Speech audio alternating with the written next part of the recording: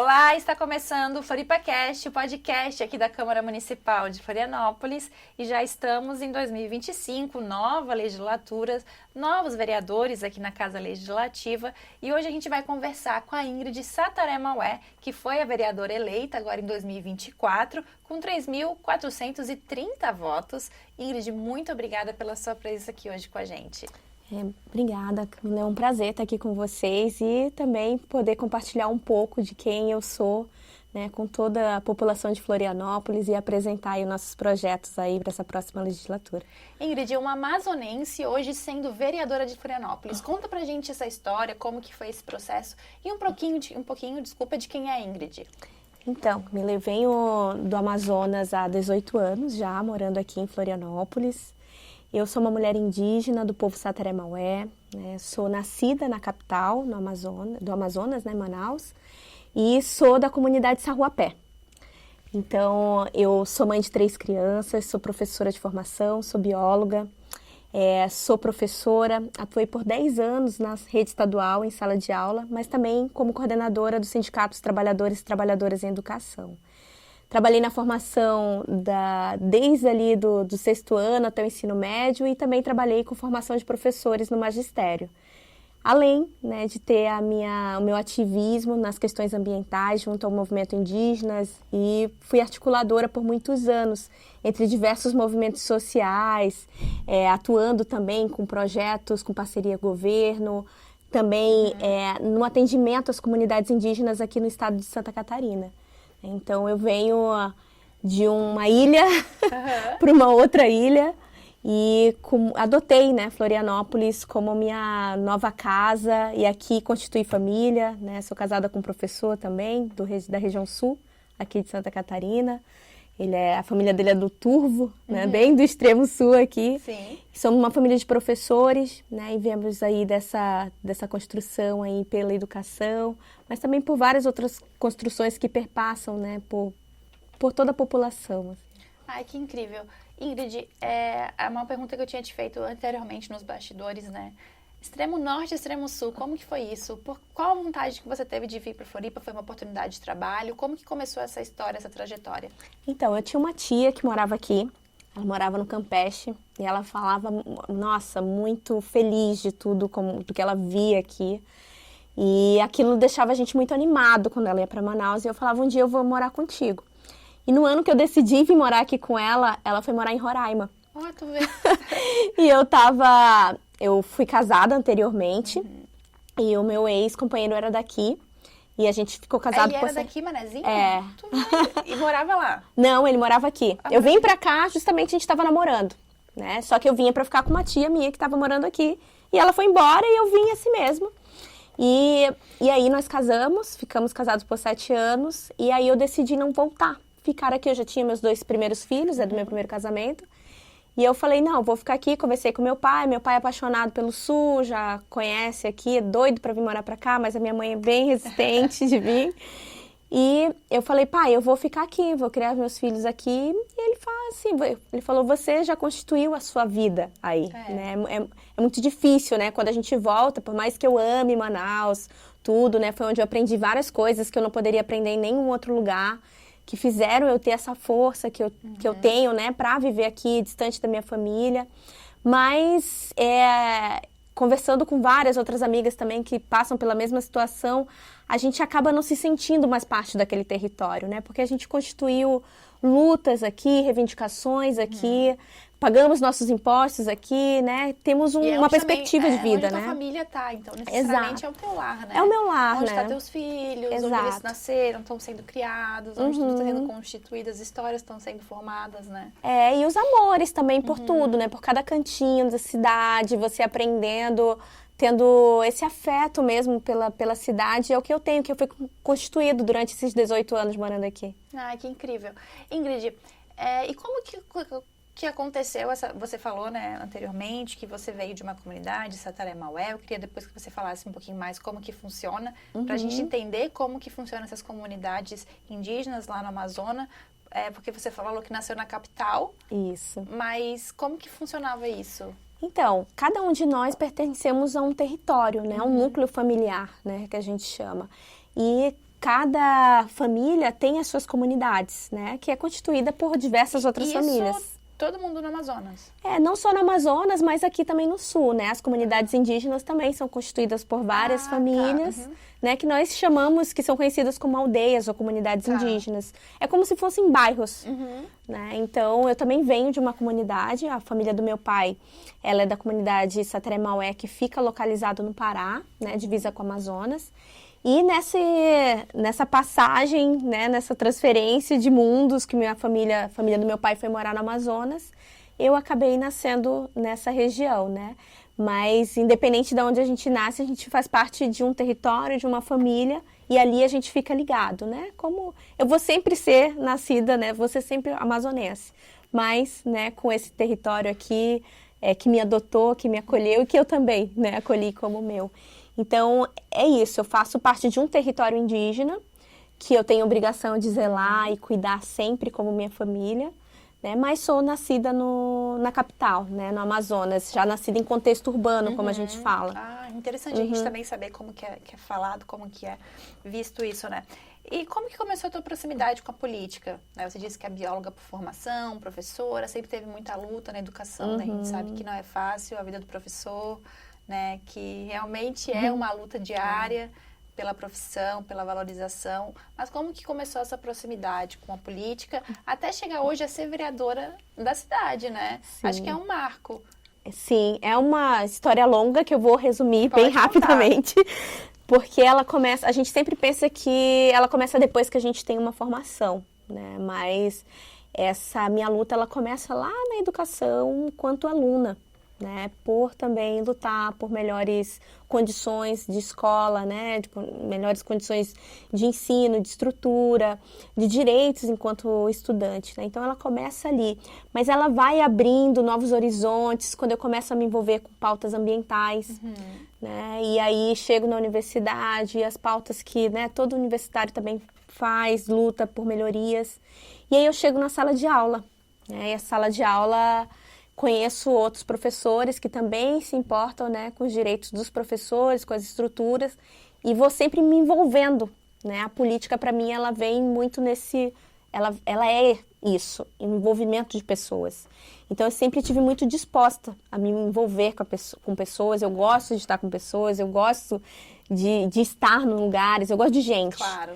Né? Então, eu me torno me entendendo como ser político muito cedo. E claro que vai se aprimorando no decorrer dos envolvimentos, de participações, de eventos, de formação. E nessa formação eu sou convidada para ser coordenadora do Sindicato dos Professores. Fico por um mandato. Isso aqui. Fico por um mandato, né, de 3 anos. E no final do mandato eu sou convidada a ser candidata a governadora do estado.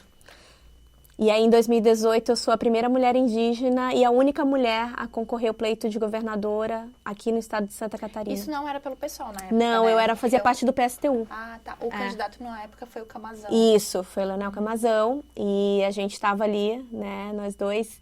E foi muito interessante, porque eu nunca tinha participado, eu já era mãe.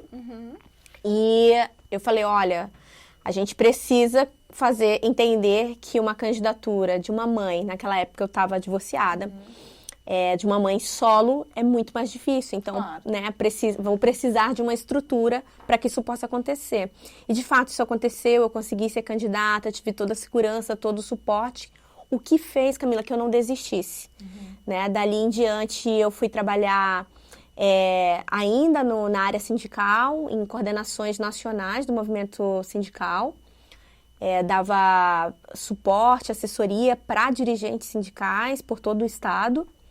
E dali depois eu vim assessorar o mandato coletivo que teve aqui na Câmara, que a gente tinha como co-vereadora Josileia Caigang, minha grande amiga, que também faz parte da Articulação de Mulheres Indígenas Nacional que eu pertenço. Fiquei aqui dentro da Câmara por 1 ano. Isso em 2020, né? 2020. Eu vim em 2021 para cá. Isso, tinha mandata, né? Isso, coletivo.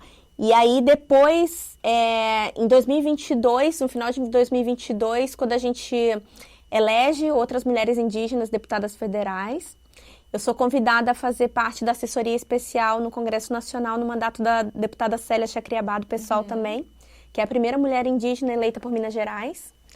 E eu fiquei lá por 8 meses no Congresso Nacional. Nossa, uma bagagem incrível, né? É Então, bem... assim, de candidata a governadora, assessora parlamentar, né, na Câmara Federal. Então, assim, conseguiu conhecer vários... Muitas pontes, né? Muitas pontes, articulações exatamente. feitas. Então, acho que, por mais que não tenha exercido ainda a função como legisladora, chegar numa campanha como vereadora já chegou praticamente pronta, assim, né? Por ter passado por ter tido uma bagagem, né? Acho que isso é importante também, a assessoria é muito importante, né? Porque é isso, a gente, enquanto assessor, um bom assessor, ele sabe que ele precisa estar sempre à frente ali para poder estar, né, dando a estrutura para o legislador, né? Então, eu sempre fui uma pessoa, eu gosto muito de estudar, né? Como eu gosto de me envolver, de conhecer. Então, sempre fui essa assessora que estava ligada no 220, né? Então, agora é criar oportunidades para que os novos assessores que estão vindo, que grande maioria que vai trabalhar comigo é a primeira vez, vem de uma militância, né? Mas que é isso, é um outro espaço, um outro comportamento que precisa também ser dado toda a importância, porque é uma ferramenta incrível que a gente pode realmente transformar a vida da população. E como que foi essa candidatura para vereadora, né? Uma amazonense se candidatar a vereadora de Florianópolis. Teve algum receio em relação a isso? Como que foi? Eu queria saber um pouco desses bastidores até se eleger, né? Sim. Isso que é interessante. Em 2018, como eu falei, né? Eu pude ser candidata, eu tive bons frutos, né? De 295 municípios, eu fiz voto em 242, né? Foram quase 10 mil votos, mas por um partido pequeno, sem tempo, isso é muita coisa. Né? Então, dali em diante foi intensificada uma construção com os movimentos sociais. Eu tenho um projeto que eu atuo junto com uma grande amiga minha, que é advogada, que é um combate à cultura do estupro. É um projeto baseado na Lei Maria da Penha, que vai às escolas. E também um projeto Diálogos Indígenas, que trata a Lei 11.645, que é da formação, né, de professores, para trabalhar história e cultura dos povos indígenas, tanto na rede privada como na rede pública. Esses dois temas são temas que me trazem vários leques, né? Porque eu consigo trazer a questão climática, que é um cargo-chefe da minha atuação enquanto ativista socioambiental, mas que faz com que eu ocupe diversos espaços e trazendo uma transversalidade de assuntos diversos e que não é só falado, é realmente vivido, construído, né? Eu construo diversas frentes. Então, isso se facilita o processo para que eu possa chegar com esse resultado, com essa votação expressiva.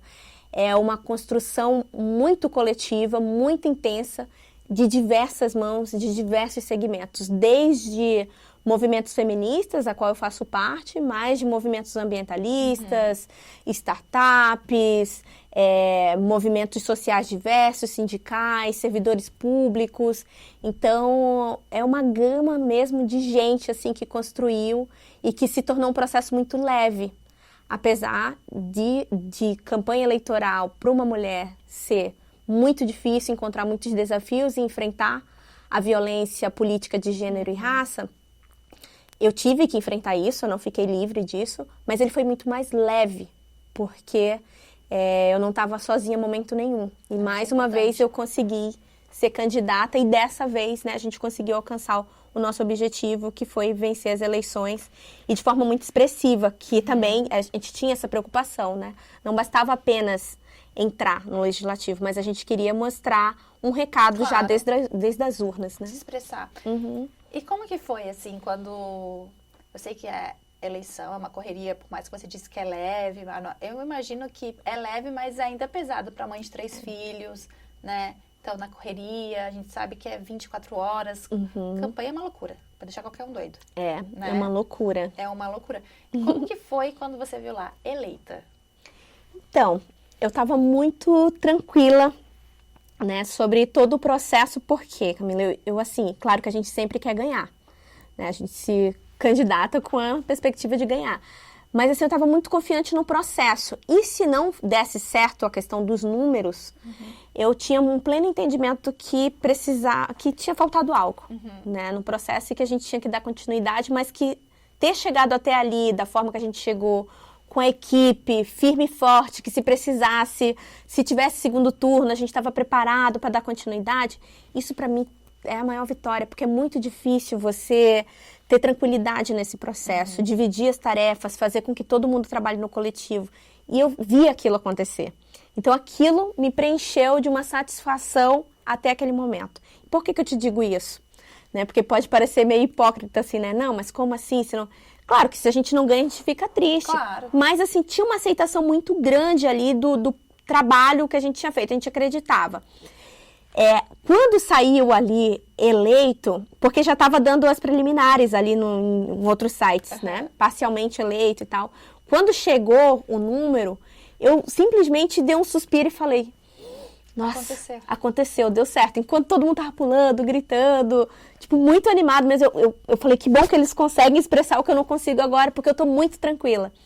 E eu lembro de, naquele momento, só sair, eu estava na casa de uma amiga aqui no centro, saí pro diretório e começar a cair a ficha do que estava acontecendo e o que significava essa eleição. E eu não consegui entender isso até o momento que eu comecei, na segunda-feira, no dia seguinte, que eu fui, a minha filha tinha passado os dias na casa da avó, fui ao Turvo, saí daqui, segunda-feira de manhã e fui até o Turvo, foi quando, desde o dia 6 de outubro, eu não parei ainda. Foram mais de 25 entrevistas, essa é a 26. E aí eu comecei a ter noção do que era a primeira mulher indígena eleita em quase 300 anos, né, em Florianópolis, o que isso significava, o que isso significa no cenário político. Por mais que eu tinha um desenho disso, mas... Não fazia ideia da grandiosidade que isso, 300 anos é muita coisa. E do que, infelizmente, a gente passa no estado de Santa Catarina, né? A gente ainda é um estado que, infelizmente, tem o maior número de células neonazistas. E quando a gente fala de indígena e células neonazistas, a gente sempre lembra do projeto de extermínio, né? Que tentaram fazer com os povos indígenas. Mas a gente, durante 524 anos, existe e resiste fazendo política, fazendo economia, fazendo educação, saúde. E é essa perspectiva que a gente traz, né, com a nossa eleição, com a nossa vitória nas urnas. Acho que isso pega um gancho do que eu queria te perguntar em seguida, né? Você fez 3.430 votos, uma votação expressiva. Quem votou em você e também quem não votou, porque o legislador é isso, né, para todos, Sim. independente de quem votou ou não, pode esperar da Ingrid Sataré-Mauá dentro da Casa Legislativa da capital de Santa Catarina? Então, Camila, primeiro, assim, é importante, né, a gente faz parte de uma construção chamada Bancada do Cocá, né, que traz uma perspectiva indígena com outras prioridades, né, para se focar, para que a gente possa realmente preservar a vida, né, então a gente fala muito sobre a questão ambiental. Mas o meu slogan, ele traz uma transversalidade que tem tudo a ver com as questões ambientais, que é pelas mulheres, né, pelo clima e pelo futuro. A gente está vivendo a emergência climática, né, então a gente sabe o quanto isso afeta as mulheres, tanto na sua vida econômica, na sua vida financeira, né, no seu bem-estar. E outra coisa que é que quando a gente melhora a vida das mulheres, a gente melhora a vida de toda uma sociedade. Então, trazendo essa perspectiva, a gente vai fazer uma política com esse olhar de recorte, né, de gênero, mas também com um recorte de raça, porque quando a gente fala de clima, a gente tem que falar de justiça climática, a gente vai falar, infelizmente, do racismo ambiental, né, dos males, né, das pessoas que vivem em condições precárias em diversos territórios e que a gente precisa melhorar. Explica pra gente o que é o racismo ambiental. Acho que muitas pessoas realmente não sabem, não têm conhecimento, né? Claro. O racismo ambiental, ele é colocado naquelas áreas onde populações precarizadas vivem, né? As periferias, onde a gente tem, infelizmente, falta de saneamento, onde a gente tem áreas de risco, onde a qualquer desastre climático, né? A gente pode ter a perda de vidas, a perda de patrimônio, né, dessas pessoas, por estarem morando nessas áreas de risco, né? Então, o racismo ambiental, ele perpassa por onde, infelizmente, a gente ainda tem essa desassistência, né, enquanto Estado. Então, a gente intitula isso, enquanto ativistas socioambientais, como racismo ambiental, né, onde há essas desigualdades, né, onde não tem o esgoto, o saneamento, né, então, e várias outras coisas que perpassam por isso, como a questão da alimentação, a questão de acesso à moradia, as condições de moradia. E o que tem mais ferido quando a gente fala de racismo ambiental é um artigo que está na Constituição, no qual diz que todo ser humano tem o direito de ter um meio ambiente, né, digno, né? Então, a gente precisa, de fato, nós como legisladores guardiões, né, da Constituição, a gente tem que botar em prática, executar, né, o que está garantido na nossa Constituição, porque não são coisas difíceis, são coisas que precisam realmente de uma disposição, né, de legisladores. E eu venho muito, a gente enquanto povos indígenas vem muito nessa disposição de diálogo, de construção, né, porque para mim, que trabalhei dentro do Congresso Nacional, trago um outro olhar, uma outra visão, e uma visão muito mais ampla do que é fazer política, porque quando a gente está fazendo a campanha eleitoral, é muito nítido as disputas entre direita, esquerda, extrema-direita, centrão, e quando acabam as eleições, isso precisa terminar, né? Porque a gente precisa, de fato, construir políticas que vão impactar na vida das pessoas. Todos, né? Isso. E é para isso que a gente foi eleito, né? A gente já teve a oportunidade de encontrar os outros legisladores e conversar, e tem sido um bom diálogo. Tem alguns legisladores que a gente tem bastantes diferenças ideológicas, mas é isso, as diferenças ideológicas elas estão aí, sempre estiveram, né? Agora vai da gente exercer a democracia a qual a gente foi ensinado e o qual a gente assumiu o compromisso, né, de exercer no dia 1º de janeiro, né? Então, eu acho que nós levamos muito a sério o que nós prometemos, o que nós cumprimos, né? E também levamos muito a sério a cobrança de fazer com que os outros cumpram. Ah, não, isso é importantíssimo mesmo. Ingrid, quem é a Ingrid? Fora das lutas, né? Em casa, com os filhos. Conta um pouquinho pra gente também da tua vida pessoal. Então, Camila, acabei de conversar contigo, né, nos bastidores. Eu sou uma mulher PCD, né, sou fibromialgica. Então, assim, eu tenho alguns cuidados que eu faço diariamente, né, e tento fazer no meio dessa loucura da política, que é, né, cuidar do meu corpo, né, cuidar também para ter tempo com as crianças, conversar. Minhas crianças sempre foram muito envolvidas, né, com a minha atuação política, até para entenderem, né, o contexto enquanto população, né, que a gente qual vive. É a idade dela? Então, a Mariana, a minha mais velha, tem 13. Ah, uma mocinha. Fazendo 14 agora esse ano, já uma mocinha. O Luiz Miguel, meu jogador do Figueira, nós somos figueirenses. Figueirense? Figueirense, jogador. Então tu já escolheu o teu time em Floripa? Eu tenho desde sempre. Gente, desde sempre. Mais uma figueirense. E o Miguel tem 11 anos e a Rosa, minha pequena Rosa. Da minha mãe. Que é o meu bebê da pandemia, que tem 4 anos. Oh, meu Deus. E são meus 3 preciosos, né? Então a gente, fora dessa vida corrida, a gente vai muito à praia. A gente está sempre nos parques e que são coisas que a gente...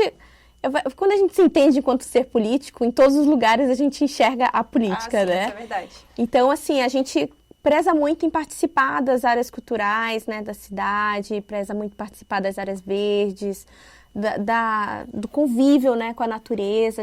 Eu gosto muito de ler, muito. Sou uma pessoa viciada em livros e eu gosto muito de estudar. Né? Então, a todo momento que eu posso, eu estou estudando. E a gente faz isso muito, a gente está muito junto, né? Como a gente é 5 lá em casa, então sempre tem uma grande população. Então, a gente está sempre...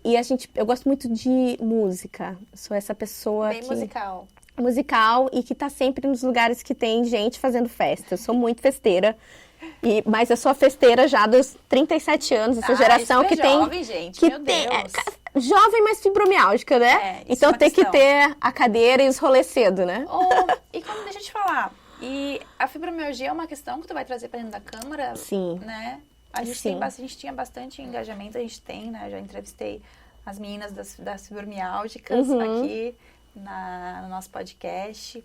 A gente já teve vários eventos, rodas de conversa, conscientização sobre a doença. E é uma doença muito silenciosa, que tem muito preconceito ainda, né? Porque atinge a maioria das mulheres. A maioria é mulher, né? A gente sabe que doença de mulher sempre tem alguma questão em si. E quando atinge os homens, infelizmente, eles enfrentam a barreira do próprio preconceito, de não poder sentir a dor, né? Exatamente. E viver com fibromialgia, eu acredito não, tenho certeza que não é fácil, né? Sentir dor, assim, 24 horas. Então, essa é uma bandeira também que você traz para as pessoas que sofrem da mesma condição? Sim, é uma bandeira que eu já trouxe, né, durante a minha campanha, que eu já trazia no meu ativismo, porque eu faço tratamento já desde 2020 com óleo de cannabis, né? Então já é uma parceria que eu também tenho com associações, né, construções, participo de muitas construções até em nível nacional, né, com advocacy também dentro desse debate, né, da legalização da maconha, para que a gente possa ter, né, essa planta atendendo não só os fibromialgicos, né, mas diversas outras doenças que a gente já sabe que cientificamente já são provadas, mas além disso, né, além do investimento que a gente precisa continuar fazendo no estudo, é fazer o acesso, né, chegar a essas pessoas. Então, hoje a gente já tem nessas associações aqui, já tenho conversado, eu sou uma pessoa que já faz tratamento, né, com essas associações. Então, a nossa principal bandeira vai ser, no decorrer dos anos aí, fazer com que se torne disponível através do Sistema Único de Saúde. Isso é importante mesmo. A gente já fez alguns podcasts aqui falando sobre o assunto, trazendo a importância, né, da cannabis medicinal e a diferença que ela faz para as pessoas com dor crônica, né? Sim. E a fibromialgia é uma delas. E como que foi? Como você descobriu? Então, o meu médico, ele suspeita que a partir dos 15 anos eu comecei. É muito interessante porque são pequenas coisas que acontecem e a gente não percebe, né, o nosso corpo. O meu médico, ele acha que foi da primeira desilusão amorosa que eu tive, que fez com que esse gatilho gerasse em mim, porque desde ali eu tenho um retrato de dores, né? Mas sempre levei muito, tô cansada, dou, e é isso, né? Sempre preguiça de adolescente, né? Alguma coisa assim. E em 2016 só que eu fui diagnosticado com fibromialgia. Isso, você já tinha passado por uma gravidez? Já. Como que foi passar por 3 gravidezes com fibromialgia? As 2 primeiras foram tranquilas. Foram muito tranquilas, assim, até então eu não percebia. Tinha as queimações nas costas, as dores, mas não estava tão avançado. Achava também que também podia fazer... Não, o corpo está passando por uma mudança. Era mais jovem também, né? Tem todos esses fatores, né? Quando foi na pandemia, quando chegou a pandemia, foi quando realmente se intensificou. Porque o fato de saber que eu não podia sair de casa me chocou bastante, né? Então a gente sabe, né, que é uma disfunção neurológica, né, que a gente tem. Então, aquele impacto na minha saúde mental piorou as condições, né? Então, eu comecei a procurar outros recursos e encontrei, né, o neurologista, o Dr. Carlos Gruppen, que trabalha em Brasília. Justamente, ele tem uma clínica da dor e ele faz as defesas dentro do Congresso Nacional. E aí, foi ele que falou assim, olha, você precisa experimentar, né? A gente tem diversos recursos hoje, ver o que é mais acessível para você. Encontrei um médico aqui em Florianópolis que já trabalhava prescrevendo e eu comecei a fazer o tratamento somente com CBD. E aí, claro, fui amenizando a dor de cabeça, fui começando a dormir. E depois fui procurando saber mais sobre a doença e me envolver com grupos, porque isso é importante, né? Saber fazer troca com pessoas fazer que troca, passam mesmo, porque né? a gente se sente sozinha, culpada. Que não tá sozinha, que aquela dor não é uma frescura, né? E os direitos, né? Exato. Os direitos também, porque aí eu fui começando a saber mais sobre as leis, os grupos que estavam trabalhando, os meus direitos. Hoje, né, eu trabalho muito também, não só na perspectiva das pessoas com deficiência, mas em todas as pautas que eu defendo, levando informação para as pessoas, né? Minhas redes sociais vêm muito com esse formato de levar informação. Por exemplo, muitas pessoas que são fibromialgicas não sabem que têm o direito de ter o cartão de vaga especial, né, no trânsito. Então, são coisas que parecem pequenas, mas que são grandiosas, né? Pessoas que não sabem, por exemplo, que se elas têm esse cartão, elas não precisam pagar estacionamento, né? Quando tem nas áreas zona azul, zona branca, né? Essas áreas. Então, são direitos que vão melhorando nossas condições de vida também. Então, eu acabei me empenhando nisso e hoje também faço esse trabalho de divulgação e de cobrança para que eles sejam garantidos.